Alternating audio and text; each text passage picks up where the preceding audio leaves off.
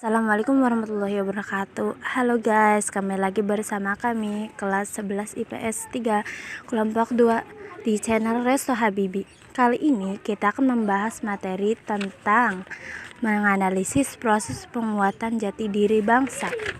Menuju Sumpah Pemuda, gerakan pemuda, munculnya elit baru di kalangan kaum pemuda terpelajar, munculnya pemahaman baru di kalangan mereka. Kalangan elit baru itu lebih cenderung memilih pekerjaan sebagai guru, dokter, pengacara, dan wartawan. Munculnya elit baru itu memunculkan pemahaman kebangsaan. Keputusan mendasar dari Kongres Pemuda I adalah Kongres mengakui dan menerima cita-cita persatuan Indonesia meskipun belum dinyatakan dengan jelas. Sebagai tindak lanjut dari Kongres itu, Jong Java, Jong Sumatera Nippon, Jong Minahasa, Jong Celebes, Jong Batas, Sekarukun, Ferry Nijing Fur Ambon Studirenden dan Komite Kongres Pemuda I mengadakan pertemuan pada 15 Agustus 1926. Perjuangan pemuda dari tahun 1926 sampai 1928 berjalan dengan cepat. Bahkan untuk merapatkan barisan di tanah India, para pelajar yang terhimpun dalam Perhimpunan Indonesia kembali ke tanah air. Di antara mereka adalah Sartono, Muhammad Nazif, dan Mononutu. Peristiwa Sumpah Pemuda 28 Oktober 1928 merupakan puncak pergerakan nasional.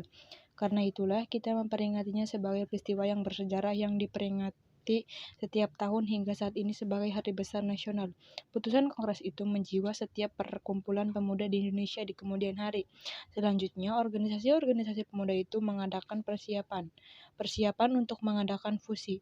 Jong Java sebagai organisasi terbesar dan tertua waktu itu menyetujui ide fusi itu dalam Kongres kedua pada tanggal 25 sampai 29 Desember 1928 di Yogyakarta. 2. Bangkitnya nasionalisme modern. Perlawanan terhadap kekuasaan kolonial pada masa pergerakan berbasis pada masalah perkumpulan agama. Sementara itu, komunis merupakan target langsung dari pemerintah Belanda. Namun, demikian Belanda tidak dapat mempertahankan kekuasaan mereka di daerah-daerah berbasis komunis. Pada saat itu, semangat untuk memerangi imperialisme dan kolonialis begitu kuat dalam pengikut-pengikut PKI. Pengikut Tan Malaka masih terus dapat mempertahankan kerangka struktur yang biasanya dilakukan melalui kontak pribadi di desa-desa atau bekerja sama dengan organisasi-organisasi agama lainnya. Sementara itu, Partai Nasional Indonesia (PNI) terus mendapat tekanan dari Belanda.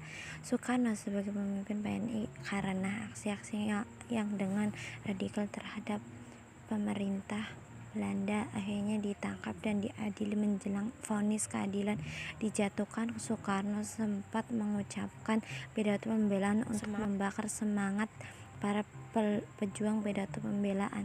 Itulah yang kemudian dibukukan dengan judul Indonesia Mengkuat. Keputusan pengadilan akhirnya menjatuhkan hukuman kurang kepada Soekarno. Ia ditahan di penjara Sukamiskin selama 4 tahun, terhitung dengan Desember 1930. Sementara itu, Gabungan Politik Indonesia GAP didirikan pada tahun 1939.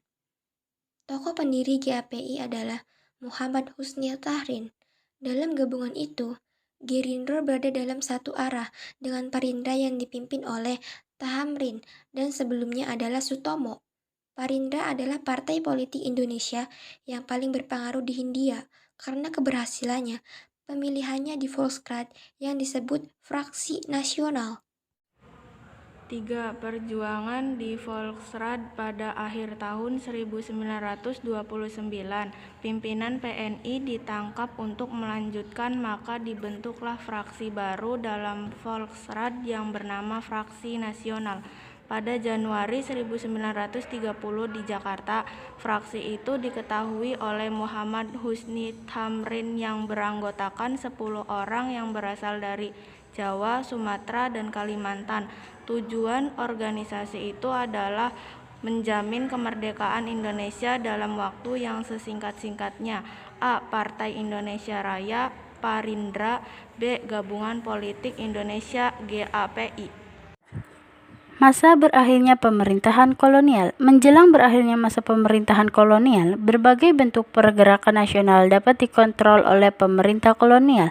Kebijakan politik etis diterapkan sebagai pengaman dari sebuah pertanggungjawaban pemerintah kolonial terhadap perubahan mendasar terhadap dibukanya pintu politik bagi kaum Bumiputra.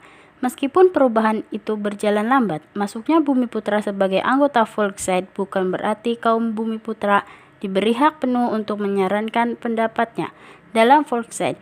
Pada 1930-an, pikiran-pikiran asosiasi dilahirkan kembali seperti yang disebut dengan gerakan Stowe yang dilakukan oleh pegawai-pegawai kolonial yang progresif dan berusia muda. Hal itu tidak juga memperbaiki kemerosotan rencana-rencana pemerintah kolonial sampai akhirnya datangnya Jepang. Sekian materi dari kami harap kalian sudah memahaminya. Jangan lupa like, comment, share, and subscribe video ini. Terima kasih. Wassalamualaikum warahmatullahi wabarakatuh.